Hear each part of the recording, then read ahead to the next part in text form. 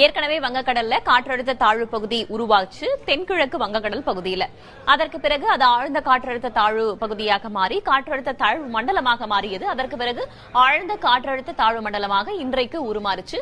அது இன்றைக்கு புயலாக மாறப்போவதற்கான அறிகுறிகள் தென்படுது அப்படின்னு இந்திய வானிலை ஆய்வு மையம் அறிவிச்சிருக்காங்க. நாளைக்கு 27ஆம் தேதி அது வங்கக்கடல்ல புயலாக மாறப்போகுது. 27ஆம் தேதி இது காற்றழுத்த தாழ்வு மண்டலமாக வலுவடைந்திருக்கிறது.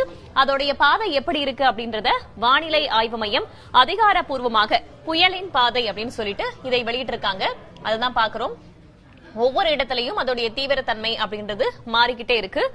இதாவது 25ஆம் தேதி டி, அதாவது டிப்ரெஷன் என்று சொல்வார்கள். டிப்ரெஷன்னா காற்றழுத்த தாழ்வு மண்டலம். இதே டிடி அப்படின்னா டீப் டிப்ரெஷன், அதாவது ஆழ்ந்த காற்றழுத்த தாழ்வு மண்டலமாக வலுவடைந்திருக்கிறது. சிஎஸ் அப்படின்னா சைக்ளோனிக் ஸ்டார்ம், அதாவது புயலாக வலுவடையும் 27ஆம் தேதி அப்படின்னு வானிலை ஆய்வு மையம் சொல்லியிருக்காங்க. இது எஸ்சிஎஸ் ஆக, எஸ்சிஎஸ் அப்படின்னா சிவியர் சைக்ளோனிக் ஸ்டார்ம், அதாவது இதோடைய அடுத்த நிலை அப்படின்னு சொல்லலாம். தீவிர புயலாக வலுப்பெறுவதற்கான வாய்ப்புகள் இருக்கா அப்படின்றத பத்தி இப்ப வரைக்கும் வானிலை ஆய்வு மையம் எந்த ஒரு தகவலையும் தெரிவிக்கல. ஆனா மாறுவதற்கான வாய்ப்பு சூழல் இருக்கா அப்படின்றத அடுத்தடுத்த மணி நேரங்கள்ல தான் நம்ம பார்த்து தெரிஞ்சுக்கணும்.